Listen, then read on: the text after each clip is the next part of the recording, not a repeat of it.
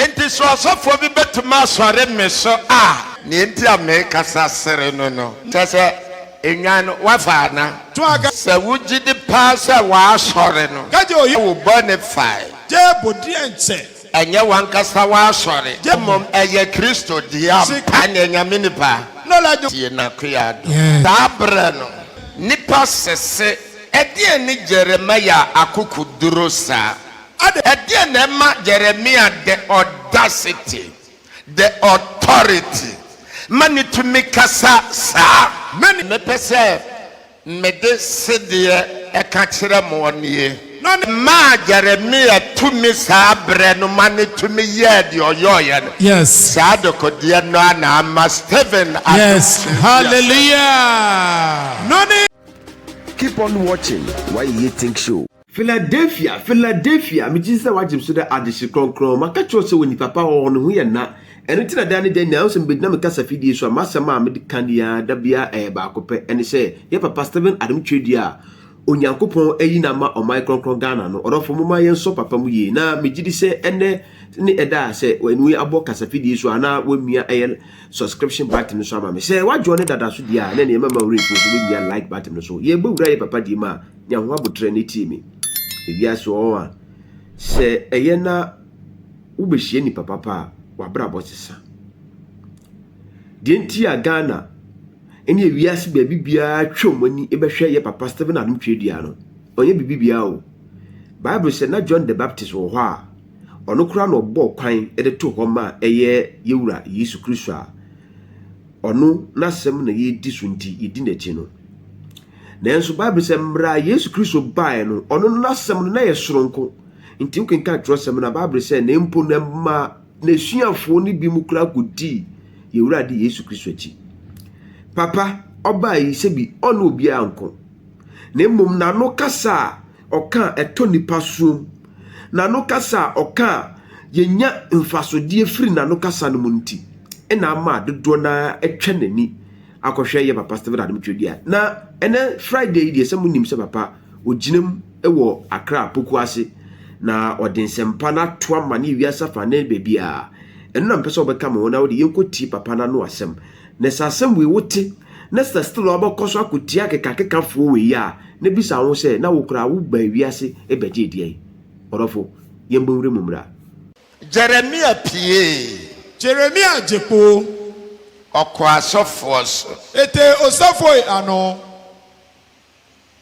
amen amen me pacho yanko verse 2 enti se Awurade Israel Nyankopɔn se wo ahwefo a ohwe me man ne ho enie enti se de Awurade Israel Nyankopɔn ese wo ahwefo a ehwe me man ne ho enie no e wala boni Yehowa Israel nyumola ke ye kwelo ni lo me man le ahewone mona mo abɔ me nwankuo no apete mo na mo abo menyankuo no apete nya gba mi to ele nya hwa na mo apansam won na mo apansam won ni nya hwe amekete na mo anhwɛ won na mo anhwɛ won ni nya atawo amen yanko hwɛ mona me di betua mo amu mo ne yoyom bɔne so ka mona meri betua mo amumu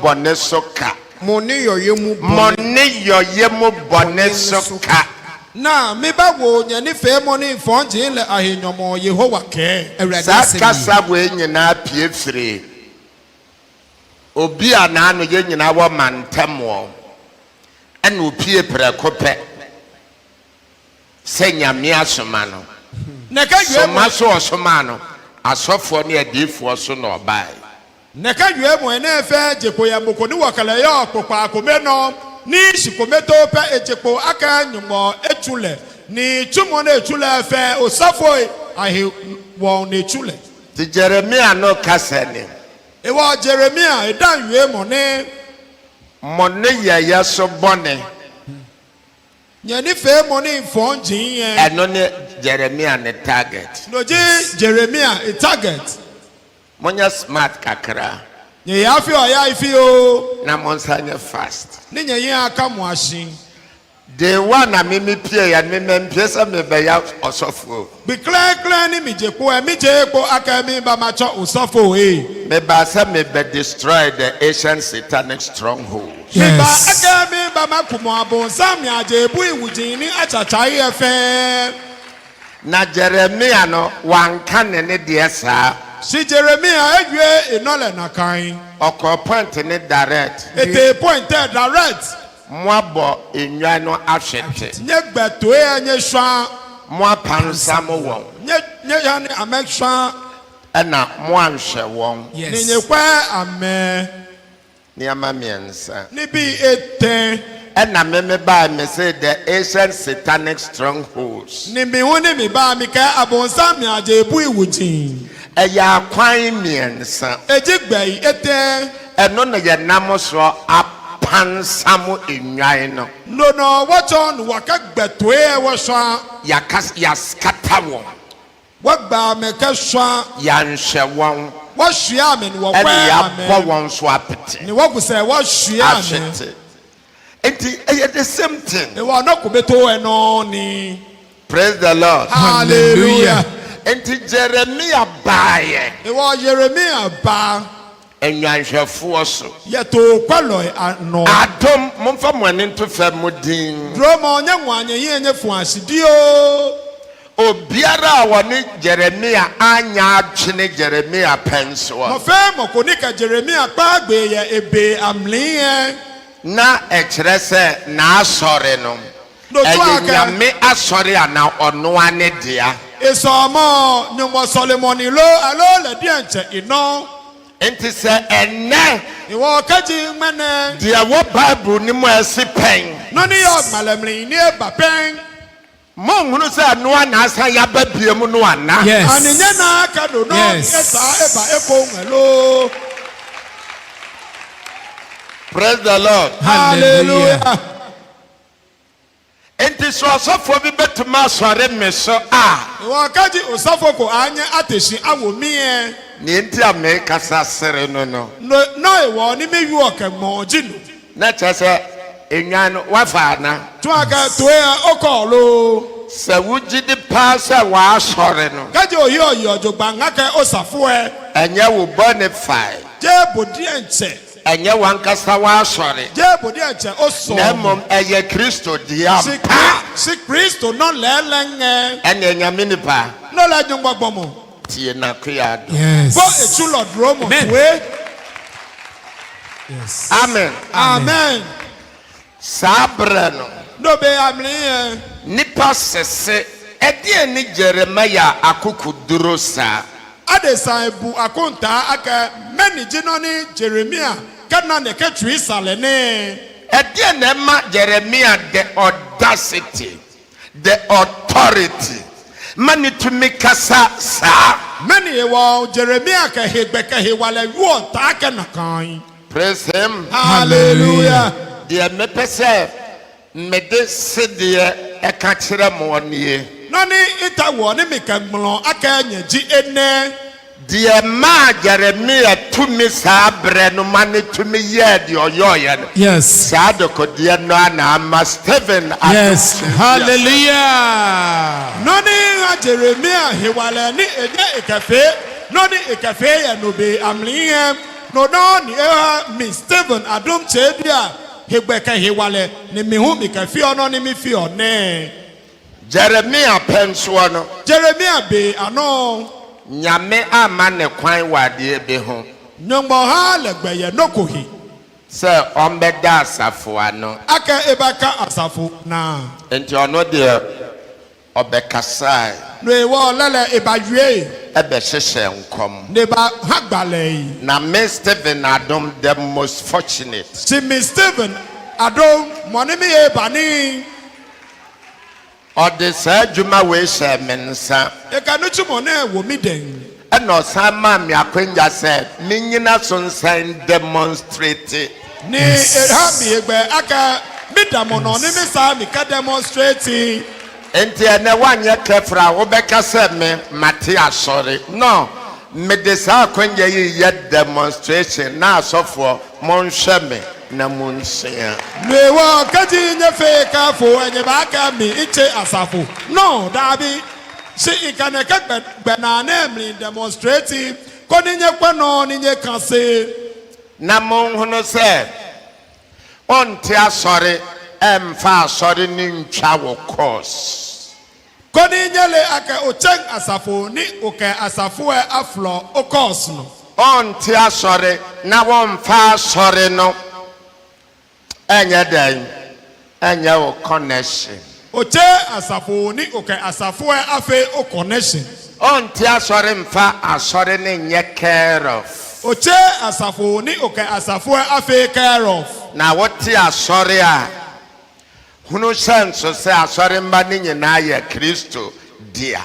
Shikaji oche asafo e nano yase ene ake asafo mbi efe ameji Kristo no. Yesu ka kire Peter se so wodo mi ampa sheminyan no. Nwewa Yesu ka Petro ake kaji osmo mi lele kwamo mi tuye. Odo mi ampa ye minyan no. Kaji osmo mi lele mi tuye. Wankasa wodo mi ampa nwane nhyew. Eka ake kaji osmo mi lele tuye akwab. Ebia na wo asore no. Obegina baabi aka se wodo modoso ntino. Untumi nhye de meya ne nyebe enti na Nyankopon ama Philadelphia movement ayekese asne de wo hobi. Yes. Ekwela oyu aka osafo e ododo no ye ameikule fat baba o ewo onyen okwa amen. No ewo ni nyumbo e ani Philadelphia movement efe agbofenye fenye no. Ena me Stephen Adom chebia me china demonstration so me control ni nyina the whole world. Ni me Stephen Adom chebia me damo no ni me control the whole world. Jesus. Praise the Lord. Hallelujah. And until making a way so catch us uyo nyame ne pa uni excuse. No ewa me damo ede no maka bo aka kaji nyumbogbo mokojipo be excuse kokra. Jeremiah no mo breso no. Jeremiah ma be ano. Ete said the na ye nyina tete wiase ne ma. Etamo boni mene wo fe wo kayo je na emle no hey. Enti wanya smart. Wo kaji o efe o jai. No one sanye fast. No oyin ka shi. Wa gene be ya o say Abraham no ma pension na wiase ne ye difference na enne. Efe odwemo aka Abraham ma be ano jele ye sort to fe mene. Shine your eyes. Yes. Be oyin gba imle. Jesus. Enti megina we so aka kire asofo. Me damo ede no ni make asafo osofo yi. Kristo asafo. Kristo asafo yi. Asore no. Somo. Mama mwene na ho. Nya anyi aka hye. Enu ntina me wa moso ahoden bebre sa. No e wa me yo onye no hiwale baba o na kan le. Obi betuma di ho chemo ana. Ani mo kwa anya aje wane lo. Say. Come on. Ha? Yes. Kyie-duah.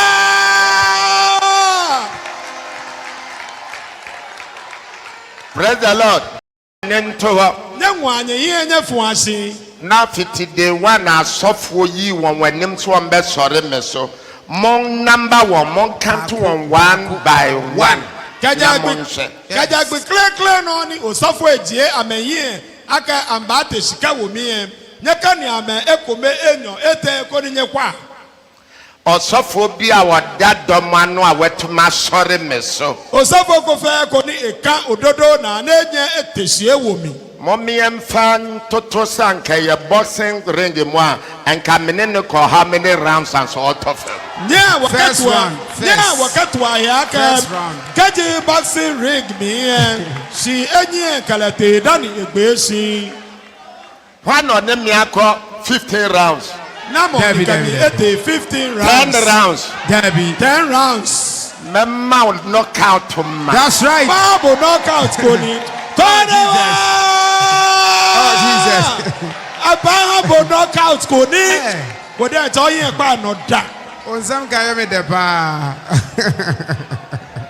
And Manum, yes, When I hear fame, Mulan song. it's A jacket. as a semester. Yes, I need my mom.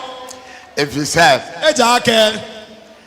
maybe be some work with the war. Remember my belly, no corona on your.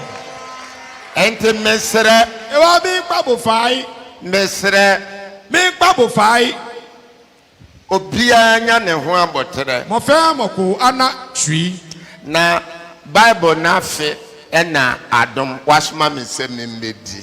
Eja ke Bible ewe afi ni duro mo atumi ni mi baye. Hello. Hi. Kasa me kasa obi anti bi sada wo Ghana ho. Yes. Ye mo no ni mi yo na moko nuko ekopen ye Ghana ne. Obi a me ma asofo warning. Moko ni mi ha usafo ya warning. Me medi for warning. Ni mi ha agbalo ya warning. The so called nyame ne pa for warning. Me ni cho me enyumagba me warning. Hey. We see eye bribi say. And we shall konyo efi ono. Tramon no mu ye we. And tramon no mo fi e. Ah. Yes. Na odofo Swallow. me ye wiamfo bo